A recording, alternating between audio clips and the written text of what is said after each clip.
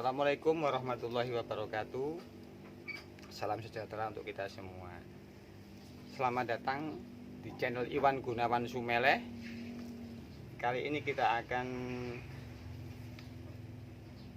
membuat video bagaimana membuat kompos nutrisi untuk tabur lampot kita dengan bahan-bahan yang kemarin sudah kita dapatkan dengan gratis di lapangan. Seperti rumput ini adalah bahan dasar yang kita buat. Ketika rumput ini masa-masa generatif, masa-masa berbunga, otomatis ini kaya akan kalium, kaya akan fosfat, dan warna hijau ini bisa dipastikan kaya akan nitrogen. Maka dengan bahan dasar hanya seperti rumput liar ini, kita cukup untuk mencukupi NPK, makro dari nutrisi tanaman. Tapi kita akan mix untuk bahan kompos kita secara bermacam-macam bahan sehingga menghasilkan nutrisi yang luar biasa atau super. Oke, kita lanjutkan untuk supaya lebih mudah pengomposan, penguraian. Kita haluskan seperti ini. Kita haluskan. Sebenarnya kalau langsung dikomposkan bisa, cuman semakin kecil bahan organik yang kita gunakan, semakin mudah penguraian oleh bakteri itu semakin cepat.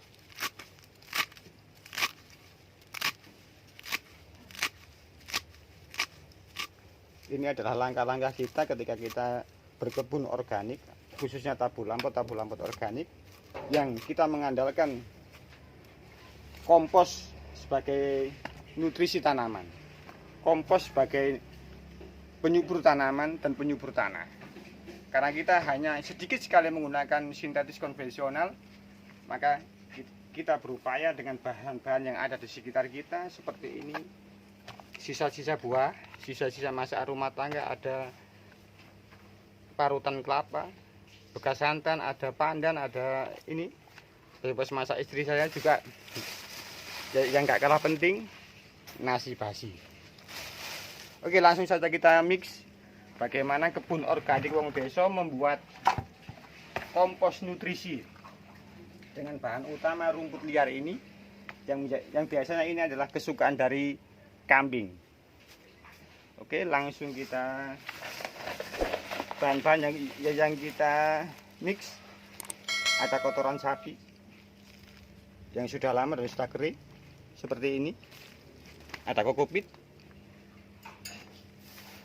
ada arang sekam. Ini yang kita gunakan. Sebenarnya rumput sama kotoran sapi ini sudah cukup, tapi berhubung kita tersedia bahan-bahan yang ada ini, kita gunakan semaksimal mungkin supaya menjadikan kompos kita sangat-sangat nutrisinya komplit, mikro dan makronya. Seperti ini, kokopit kaya akan kalium dan fosfor, kotoran sapi kaya akan nitrogen, dan sekam bakar anti jamur dan mudah untuk penyerapan air, dan kalsiumnya juga tinggi. Sebagai bahan dasar kita gunakan kokopit seperti ini.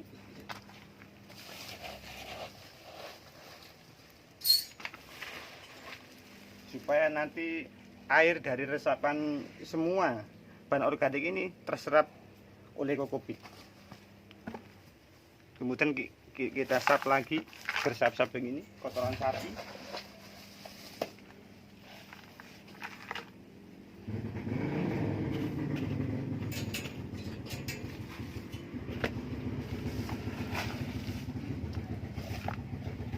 Bahan unggulan kita, rumput liar.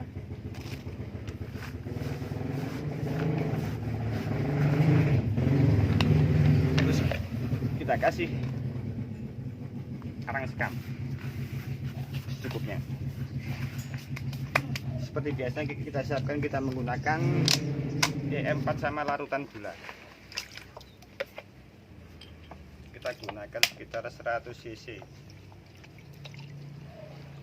kurang lebih segini.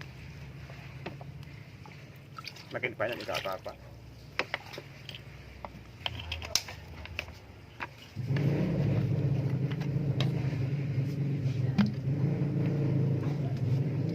E4 pabrikan kita gunakan kurang lebih juga sama, sekitar 100 ml. Apakah harus 100 ml? Tidak.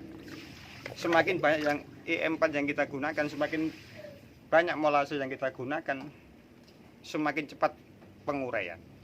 Jadi ini hanya standar, tapi teman-teman sahabat-sahabat bisa menggunakan lebih bereksperimen lagi. Cuman biasanya kami hanya menggunakan standaran ini sudah bagus. Kompos yang kita hasilkan sudah bagus dan akan kita update di lain waktu kompos yang sudah jadi. Seperti biasanya langsung kita siramkan.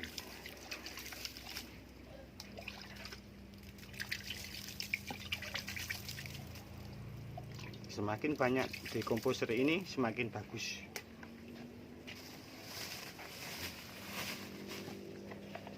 Seperti tadi bersap-sap. Kita gunakan ini sampai media ini habis, sampai bahan dasar ini habis. Ini adalah bahan utama kita. Kita potong kecil-kecil supaya lebih mudah penguraiannya. Kita taburi kokopit.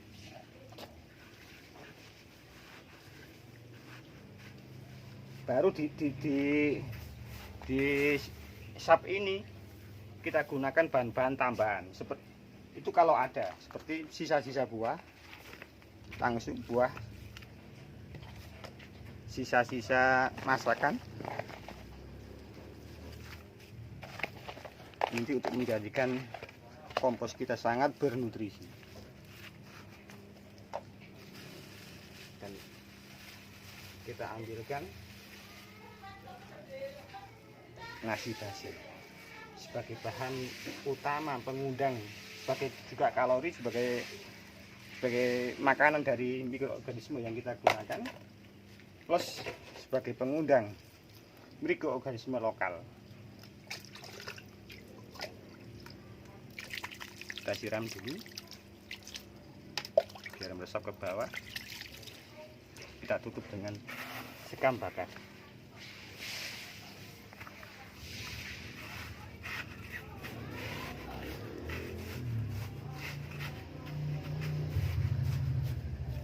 Kita siram lagi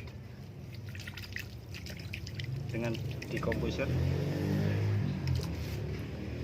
dan kita tambah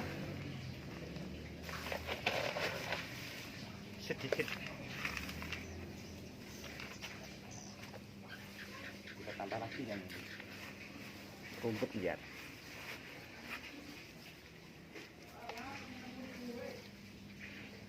Kenapa kita sap-sap? Untuk lebih mudah pengomposan ini, lebih maksimal, karena kita membutuhkan unsur green dan coklat ini, hijau dan coklat, untuk keseimbangan kompos yang kita buat. Jadi kita seimbangkan antara hijau dan coklatnya biar fermentasi ini berhasil sempurna. Terakhir kita tutup dengan kokopit. Pertama, biar tidak menimbulkan bau. Kedua, untuk menahan kelembapan kompos ini hingga benar-benar menjadi kompos yang super. Terakhir kita tutup dengan menyiram dekomposer.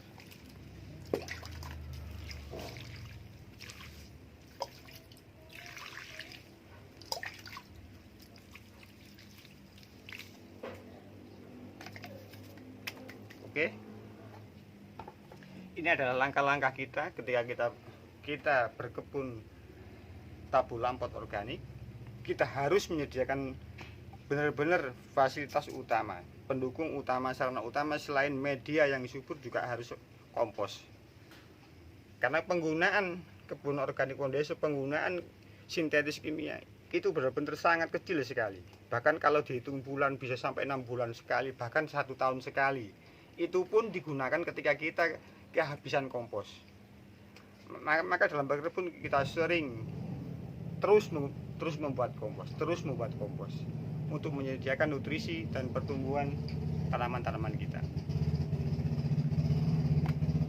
Dan ini akan kita lanjutkan dengan timba yang lainnya untuk mempersingkat waktu biar nggak terlalu panjang dan sahabat-sahabat bisa memahami. Cukup sekian, mudah-mudahan ini bisa bermanfaat untuk sahabat-sahabat biar kita berkebun secara organik ternyata tidak mahal. Berkebun organik tidak harus tergantung dengan pupuk-pupuk kimia, tapi juga kita tidak melarang orang lain untuk menggunakan pupuk sintetis kimia. Itu hanya pilihan. Tapi bagi kami, kita memaksimalkan 90% tabu lamut kita, tin, jambu kristal, long murphy, stroberi, 90% organik, 10% sintetis konvensional. Terima kasih sudah menonton channel ini, sudah menonton video ini. Jangan lupa like, comment, subscribe, dan share video ini jika bermanfaat. Akan kita update hasil dari pengomposan nutrisi ini di video yang akan datang. Wassalamualaikum warahmatullahi wabarakatuh. Selamat berkebun tabu lampot organik.